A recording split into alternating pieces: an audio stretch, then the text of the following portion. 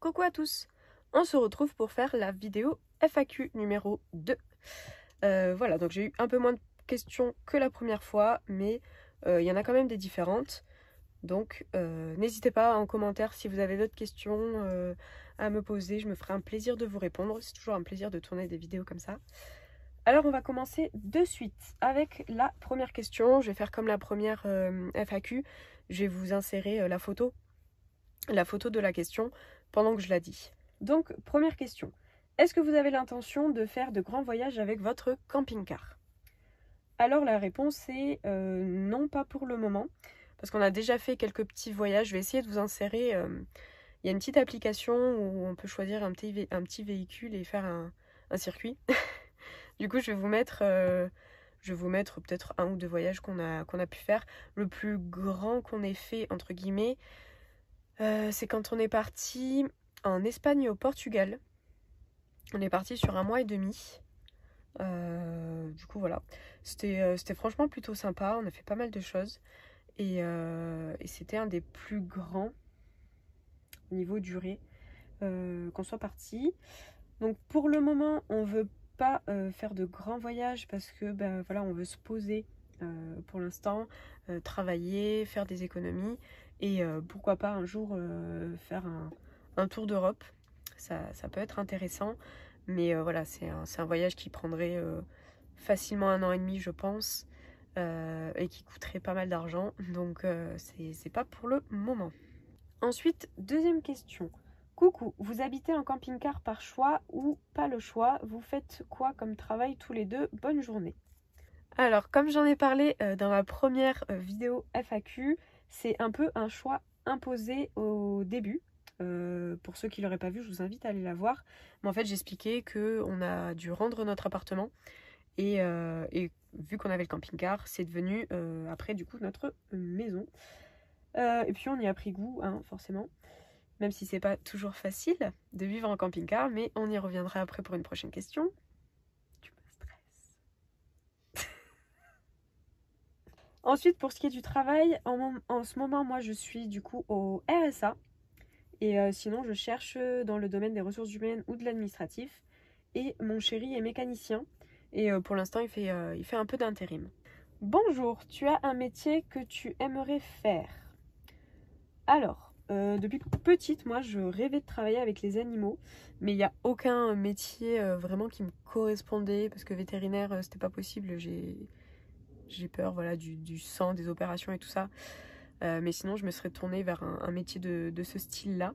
Et depuis peu, là, je m'intéresse un petit peu à l'événementiel. Je pense que c'est quelque chose qui pourrait me plaire, voilà, de faire de l'organisation pour des réceptions ou autre. Donc, pourquoi pas un jour essayer. Coucou, est-ce que vous comptez vous installer dans une région et laquelle? Alors, oui, là, on s'est installé dans la région Rhône-Alpes. De base, on est de Nouvelle-Aquitaine. Et en fait, en allant chercher une moto il y a 1 an je crois, pour mon chéri, on a beaucoup apprécié cette région. Voilà, on a vraiment beaucoup apprécié cette région et puis on s'est dit pourquoi pas essayer de trouver du travail là-bas pour y rester un certain temps. Donc en fait voilà, c'est une région qu'on a vraiment adorée. Bonjour, la vie en camping-car a-t-elle des inconvénients? Alors oui, j'en ai listé quand même quelques-uns. Après, chacun voit les inconvénients et les avantages, hein. Il y a peut-être des inconvénients que d'autres vont pas voir comme des inconvénients. Voilà, moi je vous liste ce qui peut en être, ce qui n'est pas forcément les miens, mais ce qui peut être des inconvénients en tout cas pour certaines personnes. Alors déjà, on n'est pas autonome, je dirais, sauf si on a des panneaux solaires, mais en hiver, il faut quand même un groupe électrogène. Là par exemple, c'est le cas, c'est ce qui s'est passé pour nous. On a mis des panneaux solaires, donc pour l'été c'est très bien. Mais par contre en hiver, voilà, quand il n'y a pas de soleil, on ne recharge pas. Donc on est obligé quand même d'acheter un groupe électrogène pour se recharger. Sinon, il y a des bornes. Pour ça, il n'y a pas de souci. Mais c'est juste que vous allez payer, nous c'était 12 €, ça peut aller à 15, 10, enfin les prix varient selon les endroits. Mais vu qu'on se recharge tous les 5-6 jours, si vraiment il n'y a pas beaucoup de soleil, ça fait vite cher sur le mois, quoi. Et puis il faut se déplacer jusqu'à l'endroit. Ensuite, autre inconvénient, c'est qu'il faut remplir la cuve d'eau tous les 5-6 jours. Donc voilà, soit il faut trouver des endroits exprès pour les camping-cars pour pouvoir remplir l'eau. Après, je sais qu'il y en a qui se rechargent sur des fontaines ou autres, mais bon, voilà. Ensuite, bah, en été, forcément, on a très chaud. Et en hiver, on a très froid. Donc, ventilateur et chauffage obligatoire, je pense, si on y vit vraiment à l'année. Parce que l'été sans ventilateur, et encore même avec le ventilateur, c'est compliqué pour l'avoir vécu. Et l'hiver, bah, le chauffage, si on l'avait pas, c'est juste pas possible. Ensuite, autre inconvénient, si on veut dire, bah, c'est qu'il faut vider le toilette toutes les semaines. Voilà, donc pareil, il faut trouver des endroits exprès pour pouvoir vider ses toilettes. Ou alors, faut mettre des produits naturels dedans pour pouvoir les vider à l'extérieur. Mais bon, c'est pas non plus tip top. Vaut mieux trouver des endroits exprès pour. Ensuite, on peut pas stationner partout. Déjà, on peut pas dormir partout. Faut faire très attention parce qu'il y a certains endroits où on peut se faire embêter. Voilà, il y a pas mal de personnes qui n'aiment pas les camping-cars. Nous, personnellement, ça nous est jamais arrivé, hein, on touche du bois. Mais voilà, ça arrive malheureusement qu'il y ait des personnes qui se fassent embêter, qui doivent partir, soit parce que les gens mettent la musique, soit parce que les gens font le tour du camping-car, soit parce que les gens voilà, cassent des vitres ou essayent de cambrioler.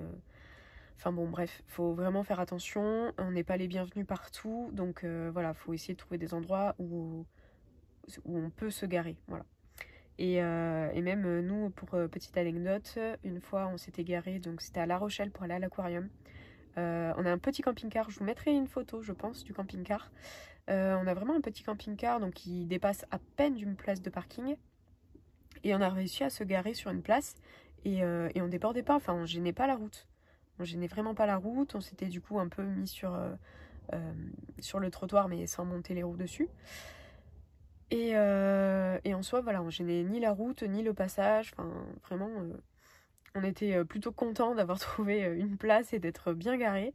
On a même payé, du coup, le rodateur. On est parti à l'aquarium et en revenant, ben, on avait une amende. Voilà. Apparemment, on nous a dit qu'il y avait des panneaux à l'entrée de la ville pour dire que La Rochelle, ils voulaient pas du tout de camping-car.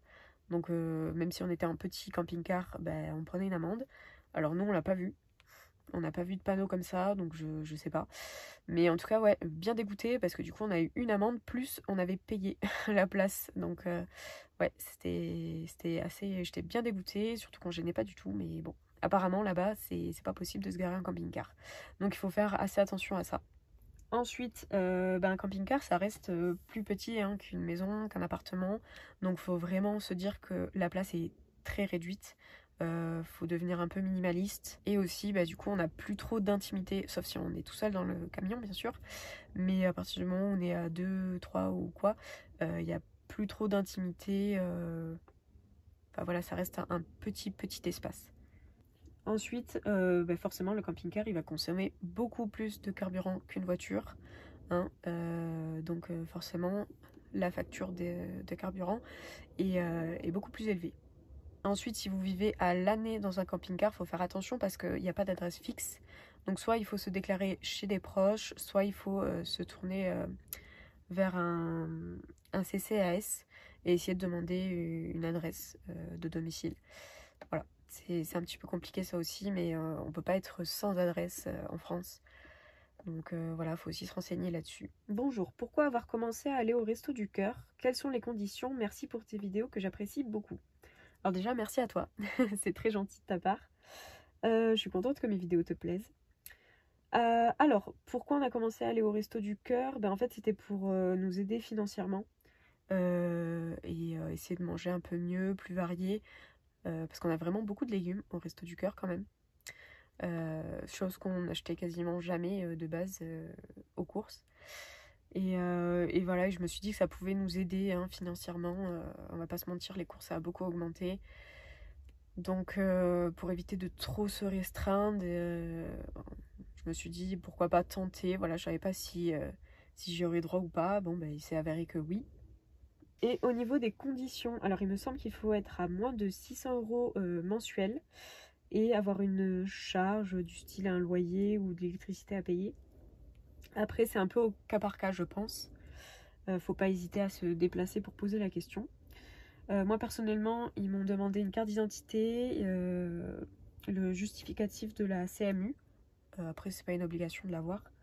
Les relevés des allocations et un justificatif de domicile si on en a un. Ensuite, dans quel domaine cherchez-vous du travail? Comme j'ai déjà dit précédemment, moi je cherche dans les ressources humaines ou l'administratif, mais j'aimerais aussi essayer quand même l'événementiel, pourquoi pas, si j'en ai l'opportunité, et lui, mon chéri, est mécanicien. Tout va bien, je me fais du souci pour toi. Déjà, merci, c'est gentil de prendre de mes nouvelles et de t'inquiéter, mais non, il n'y a pas de souci, ne t'inquiète pas. Tout va bien. Mais c'est très très gentil de ta part. Et la dernière, alors je vais vous la lire, mais vraiment ça m'a beaucoup touchée. Pas de questions, juste continue ce que tu fais. Tu es une jeune femme formidable. J'aime beaucoup ta chaîne et je me réjouis de continuer à te suivre cette année. Alors vraiment, merci mille fois. Quand j'ai lu ce message, j'ai été très émue. J'en ai de suite parlé à mon chéri et je lui ai de suite lu le message. Parce que c'est vrai que c'est quelque chose qu'on m'a jamais dit. Je pense qu'on m'a jamais fait un compliment comme ça dans ma vie. Donc ça m'a vraiment beaucoup touchée. Je sais pas si tu voudras lever l'anonymat, mais je te remercie mille fois. Et je vous remercie tous pour cette vidéo, pour vos messages. Sous mes vidéos, pour vos abonnements, pour vos likes. Enfin, je vous remercie de me suivre, de suivre mon évolution. Et vraiment, c'est une aventure que j'adore. C'est une aventure que j'adore et que j'arrêterai pas du tout. Déjà, dès que j'ai des commentaires comme ça, ça me motive à continuer pour l'année entière. Hein. Vraiment, c'est juste super gentil. J'ai que des gentils commentaires. Donc vraiment, merci à tous.